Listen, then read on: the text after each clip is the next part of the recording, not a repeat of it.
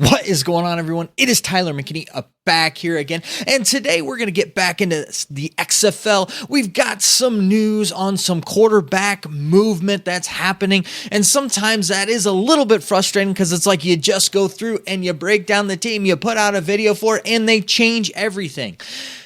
Yeah, and also, too, we're going to talk about a war that's going on in this space that you might not be aware of, but I think that it's something that we should talk about as fans, because sometimes I think that we miss the bigger picture in that. So let's first start off with kind of the XFL news with the quarterback changes, and we had Ryan Willis, who was assigned to the BattleHawks.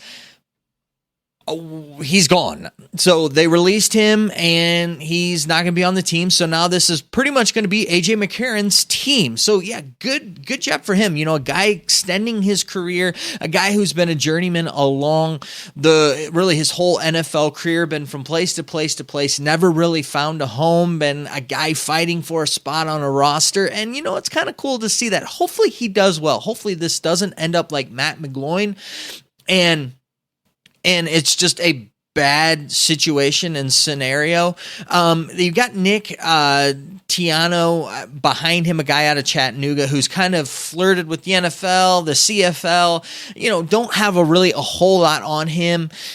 With that, this is just kind of one of those things for me. I'm starting to almost get like 2020 vibes where like Luis Perez is going to swoop in here and kind of take on this team. Or, you know, I talked about Eric Dungy. He could be another guy that could kind of come in here and fill this role and be that guy. But, I hope AJ can do it. I think that having guys like AJ come into this league, and if the league can continue on, I think that will, you can get more talented guys like that just, really haven't materialized in other places and can play well. So I hope that he does well. I hope he gets a shot and he does well. And if you're thinking about Ryan Willis, he and Brian Scott are going to get their opportunities. Actually, I think both of them are probably going to end up in the USFL. We're going to see them on teams and playing, come later on in the spring, early summer, they're going to be playing on that. So yeah, I don't worry about it. I think that you're seriously going to be seeing these guys on teams come in, later on in the spring. But this kind of takes me to what I really want to talk about today. And I really want to focus in and hone in on kind of what's happening here. If you haven't really been watching and paying attention, we now have two leagues that are competing for the space that we're sitting in. Now, the space that we're going to call spring football. And really, it's not even two leagues. It's two media giants that are fighting for our viewership. If you want to look at it as ABC, ESPN, or I look at it more as Disney, and then you have the juggernaut on the other side that is Fox. So you have Disney and Fox that are pretty much going after one another. And really, it's all about viewership. It's all about money. So to sum all this up, it's all about they see that there is a cash cow there. They see that there's an opportunity there and that they can come in and grasp. And listen, I know that we love to break down, coaches, players. We love to, get into that because we love the game. But what I'm telling you is the reason why these two leagues exist is because of money, moolah, the good old dollar. And they both think that they can make money off of the XFL and off of the USFL. And I think that they both can. But us as fans, we need to understand that. And there are three aspects to this that I really want to kind of gauge into and look into and lean into why we're getting more football. The first thing is that when it comes to sports viewership, when it comes to fans, all the way around, however you look at it, the participation in it, football is the biggest sport of them. And actually, when it comes to viewing sports overtakes everything else, especially when it comes to live viewership. Sports is number one, and number one of the sports is football. There is no bigger stage than the Super Bowl, no bigger pageantry. I mean, you just look at the commercials that companies put together for that year in and year out for that one shot to get that awesome commercial. I mean, everybody has Super Bowl parties. People who aren't generally football fans, they love Super Bowl parties. That's what I'm talking about here. Football, sports is king, and the king of kings in this situation is football.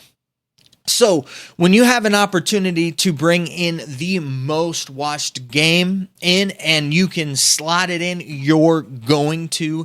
And that's kind of what they're both doing here. They're seeing an opportunity.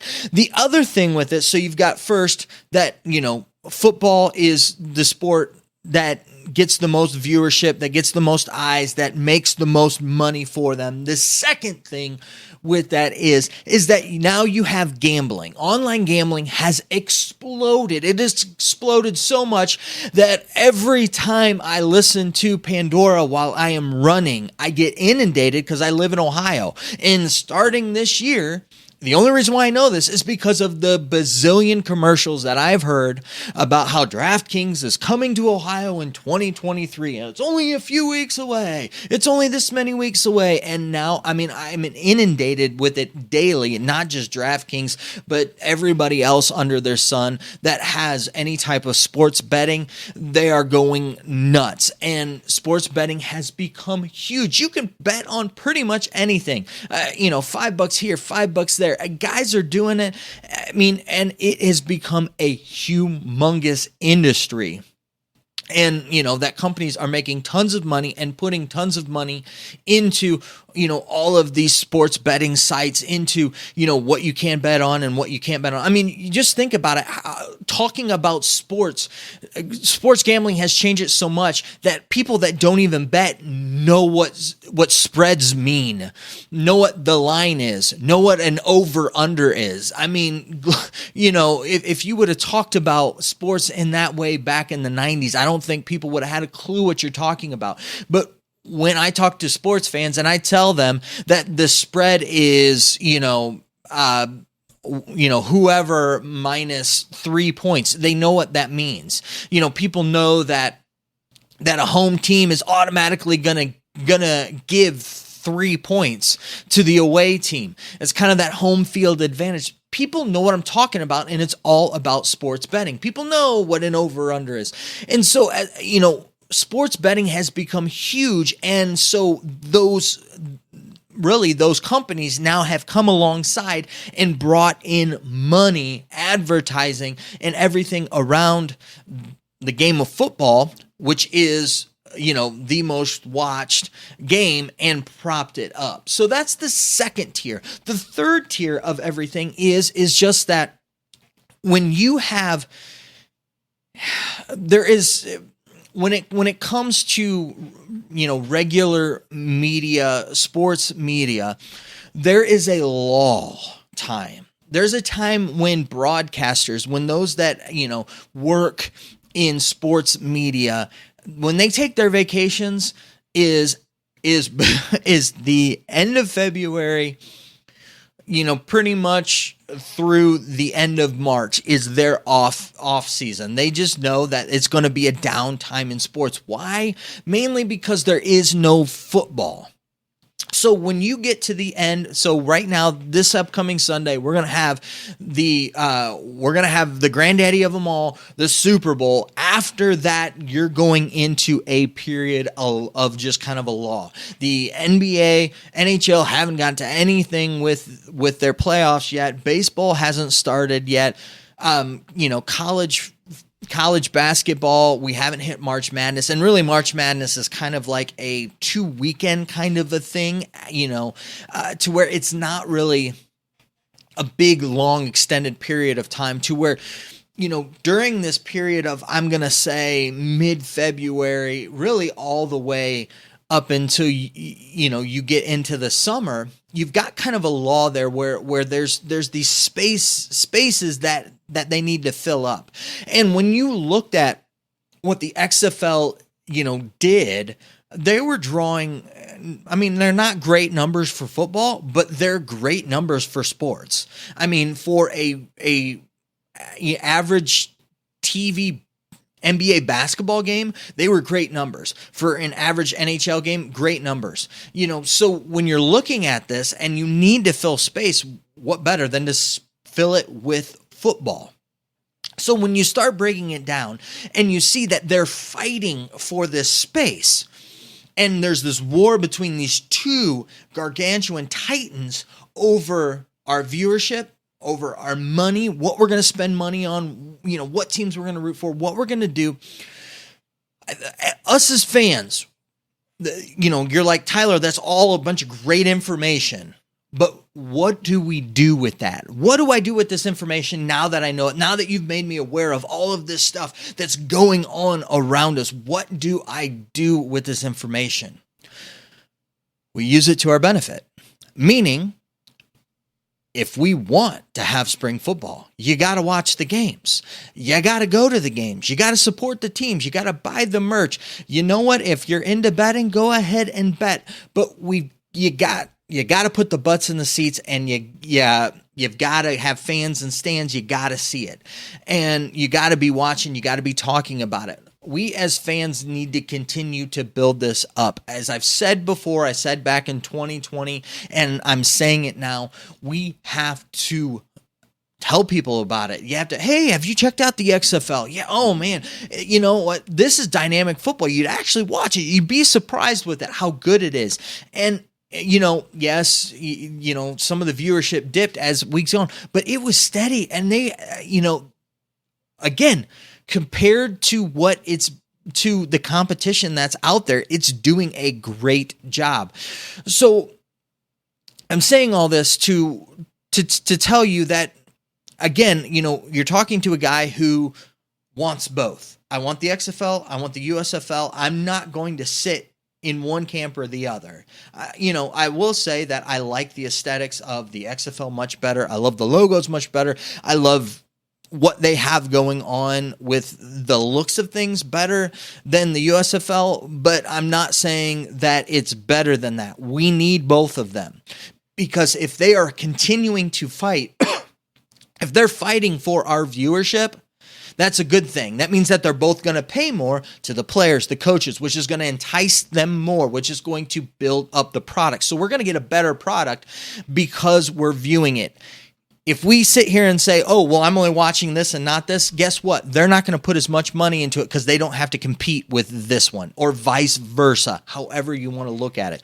So we as fans need to support both. We support both. We view both. Guess what we get? Both, and we get more. All of the sudden now you've got something viable and something that gives us football, which is what we want all year round continually. And I think it's going to happen. There is enough of us out there. And normally I don't do this stuff, but listen, if you do agree with me, hit the like button. Like the video, please share my stuff. I do this because I love talking to the camera, and I truly do love interacting with everybody and everybody that leaves comments. Some of you guys come up with some pretty awesome stuff that I never thought of before. But getting back to the point here is, as fans, we need to be supportive, and we need to root everybody on and, push it. I'm not saying, be some homer about things, but I'm also saying if you don't, it'll go away. So if we as fans don't stand up and say we want something, it will go away. So we need to push this, push it. All of you out there, push that. And as always, thank you. Thank you for watching my videos. Thank you for commenting. Thank you for supporting me. It really does mean a lot.